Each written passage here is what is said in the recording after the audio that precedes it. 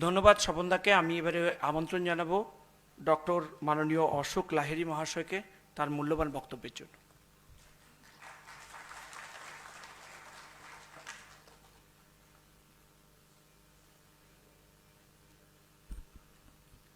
Honorable Finance Minister, welcome to Kolkata, sorry.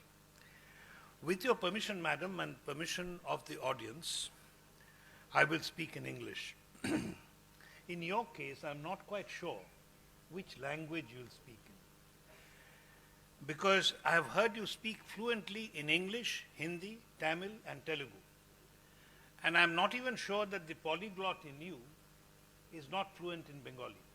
So feel free if you want to speak in Bengali, but I'm assuming that your fluency in Bengali is not that much. That's why I'm going to speak in English with your permission. Minister, you have many records to your credit. You have been the first full-time woman finance minister of the country.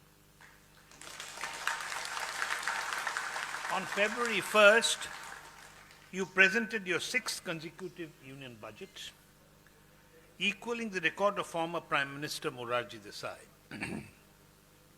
In 2022, during your tenure, the country became the fifth largest economy of the world.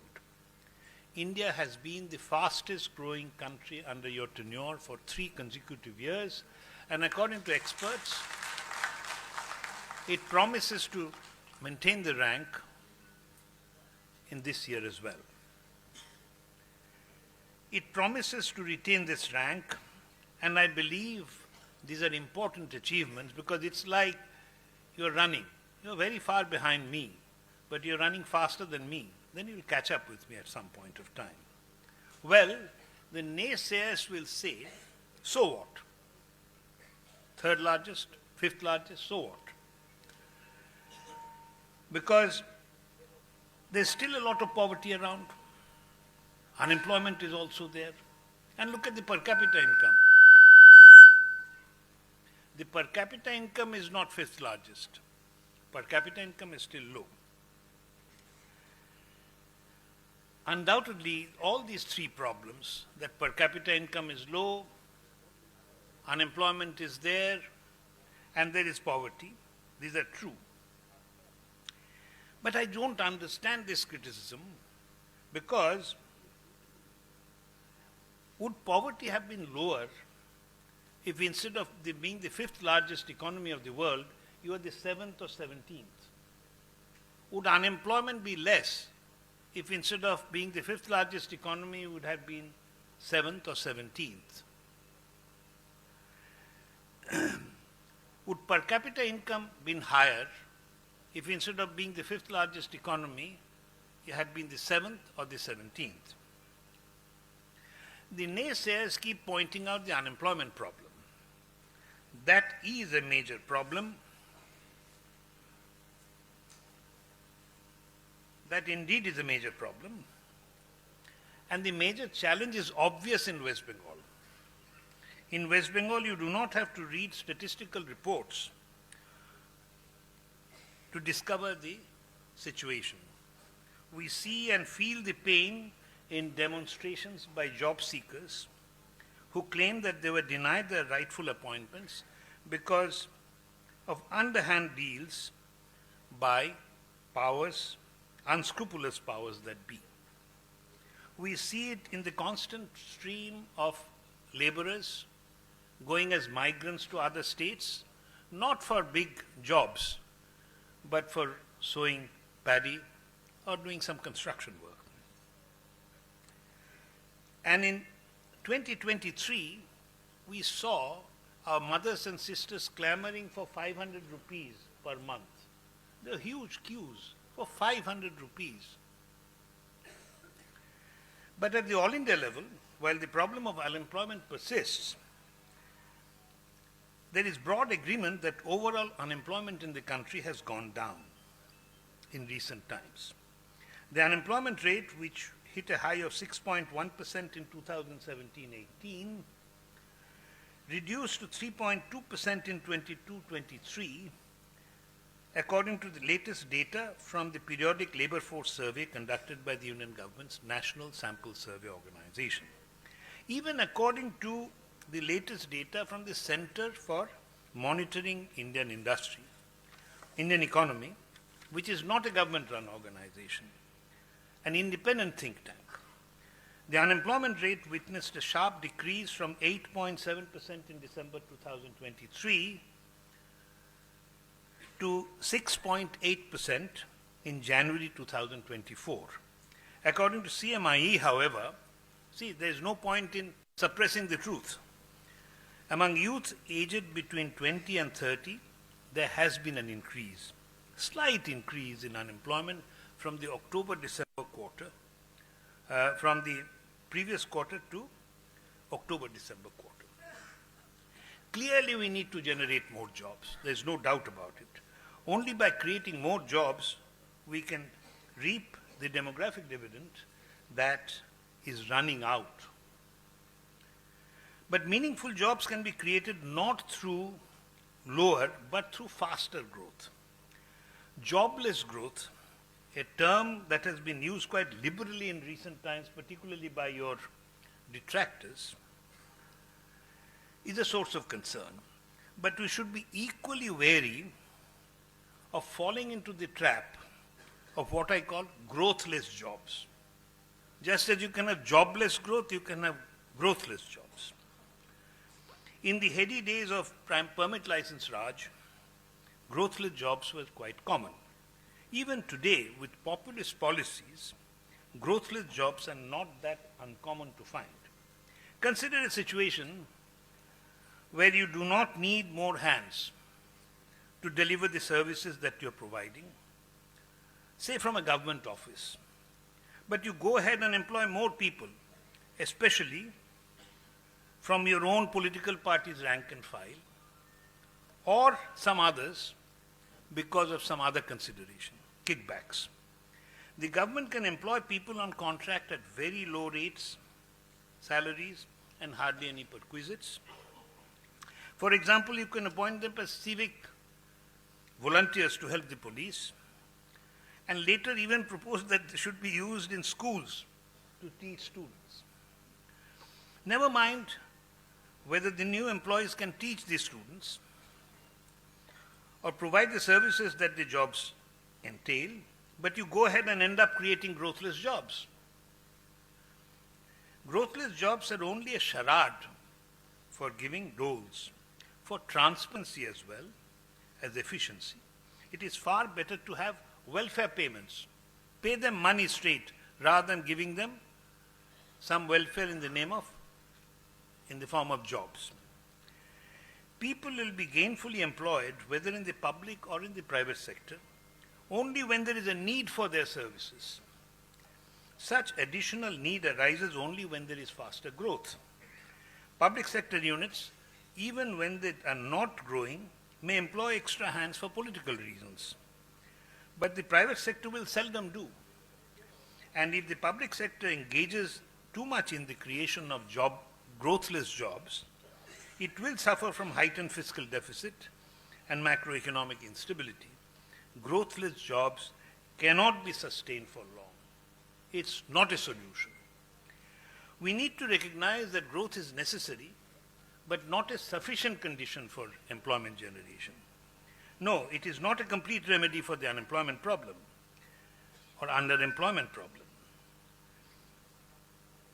Unemployment and underemployment is not new. We have been facing it for ages in India, especially what students of economics, if some of you must be economists, what we call disguised unemployment.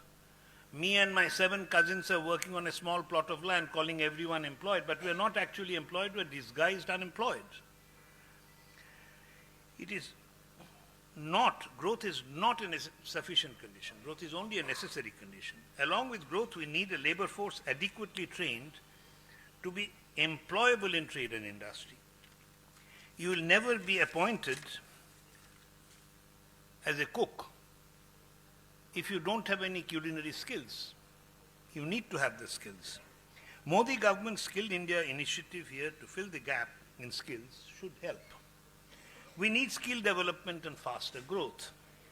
If some of our neighbors in the East, Japan, then China, Taiwan, South Korea, Hong Kong, Singapore, China during their takeoff could grow at double-digit growth rates per year for sustained periods of time and create plenty of employment, madam, I think so can we. And we can transform the country and achieve what Prime Minister Narendra Modi says, Viksit Bharat. Your government's initiatives to transform the country into Viksit Bharat under Prime Minister Narendra Modi, for example, through the emphasis on physical infrastructure such as roads, rail, ports and airports, and social infrastructure such as education and health, switching over to direct benefit transfer linked to Aadhaar are well known. So for lack of time, I shall not elaborate on them. Now instead of the whole country, I shall focus on our eastern India, which for the last 75 years of independence has always been described as a region with a great potential, but with little to show in terms of actual achievement. Let us be clear as to what I mean by Eastern India. This region consists of, I was seeing the normal definition, consists of Bihar, Jharkhand, Odisha and West Bengal, and also the Union Territory of Andaman and Nicobar Islands. Eastern India, with roughly 13% territory of the country, has 19% of the country's population. So it's a densely populated region. In fact, Bihar and West Bengal are the two most densely populated states in India, with density of over 1,000, where density of the country is around 400. Now, Bihar and West Bengal are in the Indo-Gangetic plain and there is a lot of agriculture. Jharkhand in the Chota Nagpur plateau is not so friendly to agriculture. And Odisha, also in the Eastern Ghats and Deccan Plateau, is all right and somewhere in between. And this region is very rich in mineral resources: bauxite, iron ore, manganese, mica. What has been the development story so far? Let me start from 98-99, well before the BJP came to power. Per capita net state domestic product, let me not go into these details, it's something like the per capita income. The per capita income of these states as a proportion of the all India per capita income for Bihar was 31.22% in 98-99. It remained almost unchanged at 31.41. During the same period, Jharkhand, it started with 74.43. It came down to 54.43. So it's becoming relatively poor. India is progressing, East is not. Then West Bengal from 94.76% to 82.06%. Only Andaman and Nicobar and Odisha improved. I'm proud of the fact that Odisha improved. Now, it seems that the economic miracle which started from the East, Japan, China, Taiwan, Korea, Singapore, Hong Kong, somehow this tide stopped at the gates of Myanmar and didn't reach us. Otherwise, I would have expected by contagion simply that we should have also been growing. We haven't. So you'll ask the question, why? Why has it not done? So let me try and give you a few plausible answers.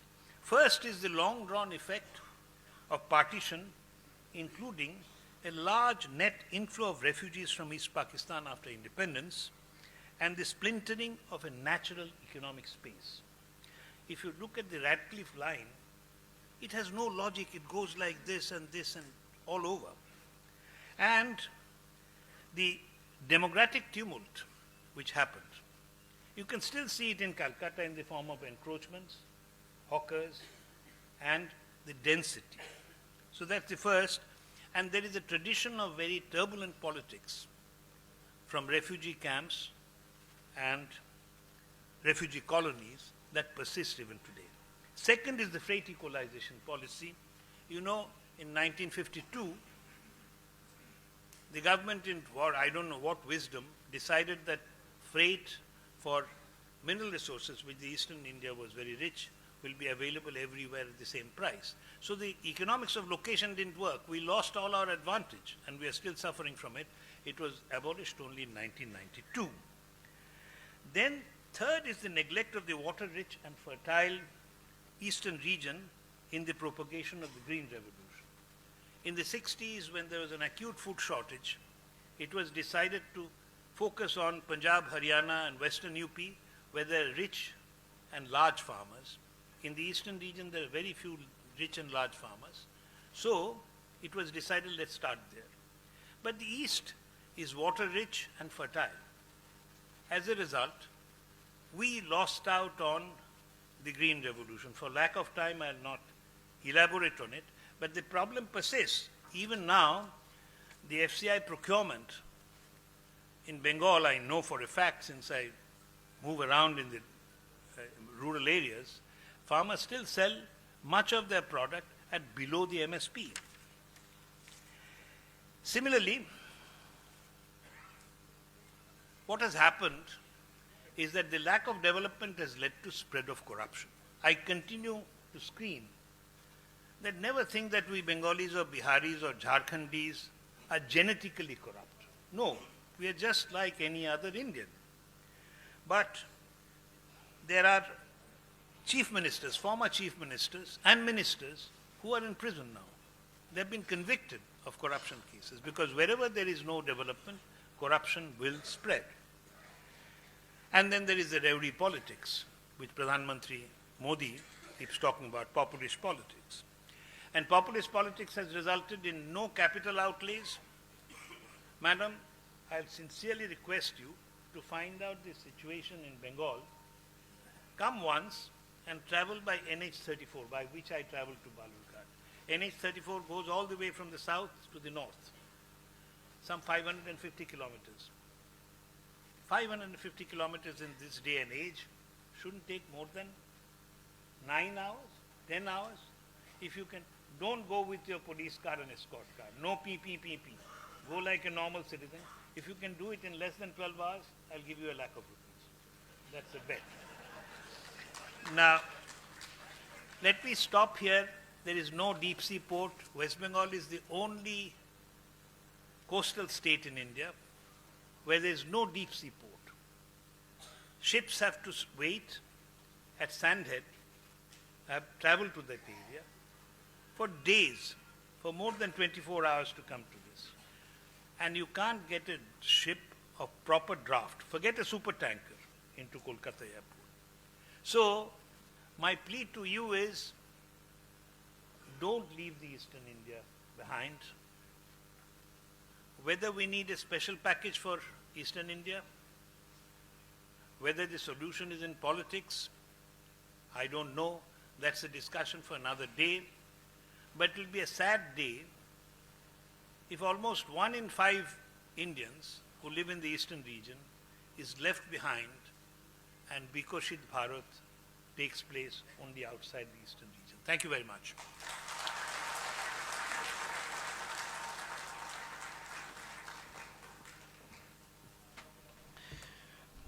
ধন্যবাদ